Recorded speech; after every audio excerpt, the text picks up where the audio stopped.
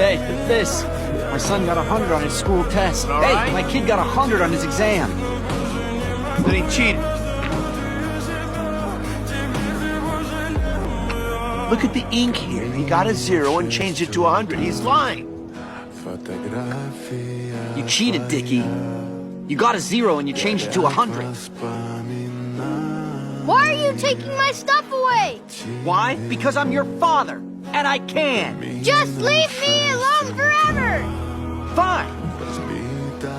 If you get a score over 60 using the brains in your own head, then I will leave you alone. It's a deal. It's a deal.